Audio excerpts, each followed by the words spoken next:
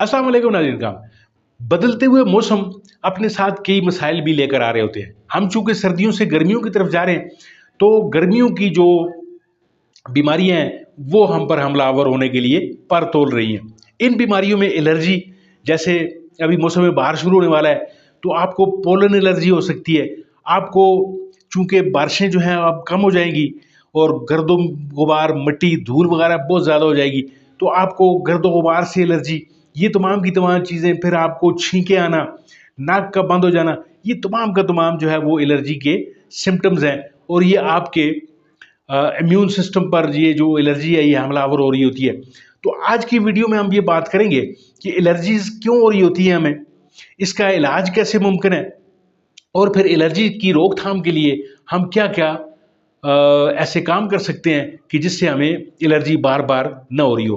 तो आपको अगर खुदा न खास्ता एलर्जी से जल्दी आप इफेक्ट हो जाते हैं, जल्दी आप पर एलर्जी असरअंदाज हो जाती है, तो ये वीडियो फिर आपके लिए है। इसको ज़रूर देखिए, पूरा देखिए। और आगे बढ़ने से पहले आपसे वही गुजारिश है कि अगर आपको इस वीडियो में से कोई मालूमाती, कोई ऐसा पैगाम मिलता है जो आप दूसरों तक पहुंचाना चाहते हैं, तो फिर इसमें देर मत कीजिए, चैनल को ज़रूर सब्सक्राइब कीजिए। तो नाज़रीन काम बढ़ते हैं वीडियो की जानब।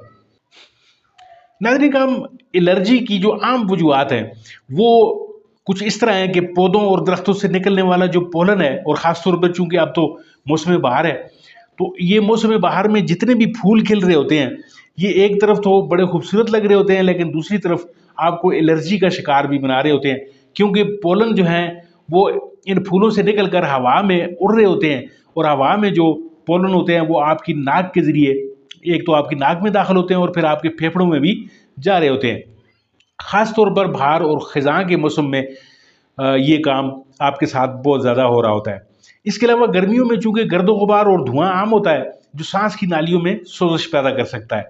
इसके अलावा जानवरों के बाल और उनकी खुश्की जो सांस की एलर्जीज को बढ़ा सकती हैं। आपके पालतू जानवर, बिल्लियाँ और कुत्तों वगैरह से भी आप एलर्जी का शिकार हो सकते हैं। इसके अलावा दर्जा हरारत में अचानक तब्दीली, जब गर्म से सर्द मौसम या सर्द से गर्म मौसम में दाखिल होते हैं हम, तो फिर एलर्जीज का शिकार हो रहे होते हैं।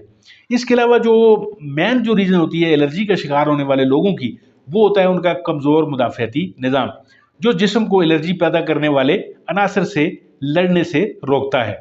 नाज़रीन काम, एलर्जी से बचने के लिए हमें क्या क्या तरीक़ाकार करना चाहिए, आइए उस पर एक नज़र डालते हैं।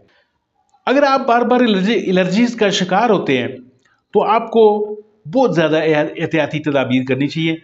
कुछ एहतियाती तदाबीर जो हैं वो मैं आपको बता देता हूँ।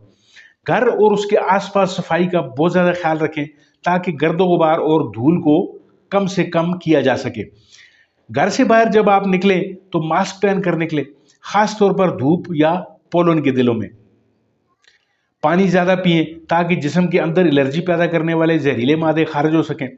रोज़ाना शहद इस्तेमाल करें, क्योंकि शहद जिस्म को कुदरती तौर पर पोलन के खिलाफ मुदाफ़ाती निज़ाम को एक्टिव करने में मदद देता है। कम से कम 7 से 8 घंटे आपको नींद लेना पड़ेगी, ताकि आपका मुदाफ़ाती निज़ाम जो है वो मजबूत हो सके। मौसम बदलते वक्त फास्ट फूड और मसनूई मशरूबात से परहेज़ करें, क्योंकि ये जिस्म को कमज़ोर कर सकते हैं। नाज़रीन काम, मौसमी एलर्जीज के इलाज की तरफ हम आते हैं। इलाज क्या किया जा सकता है? अगर आपको एलर्जी हो जाए तो कुदरती इलाज से उसे कम किया जा सकता है। जो सबसे पहला इलाज है नाज़रीन काम, वो है शहद और नीम गर्म पानी। रोज़ाना 1 चम्मच शहद नीम गर्म पानी में मिलाकर पीने से एलर्जी के खिलाफ जिस्म की कुव्वत मुदाफ़ात बढ़ती है।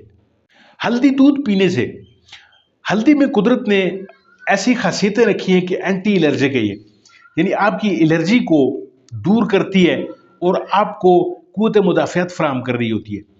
हल्दी वाला दूध जो है वो आपको इस सारे कज़िये से आपकी जान छुड़ा सकता है। तो हल्दी का इस्तेमाल किस तरीके से करेंगे आप?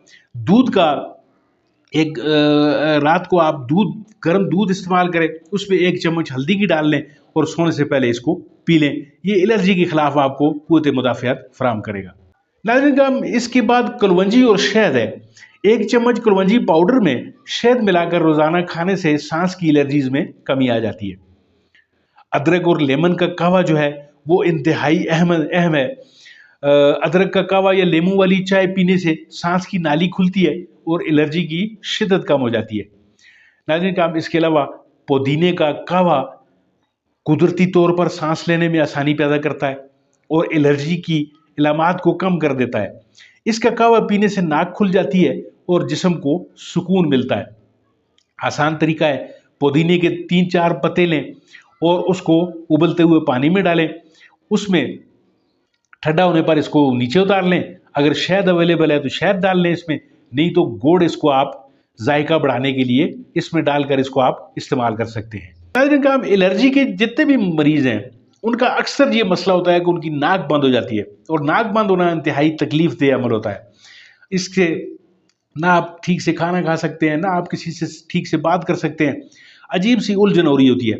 تو اس کا آسان حل یہ ہے کہ آپ نمک والے پانی سے اپنے ناک کو دھوئیں۔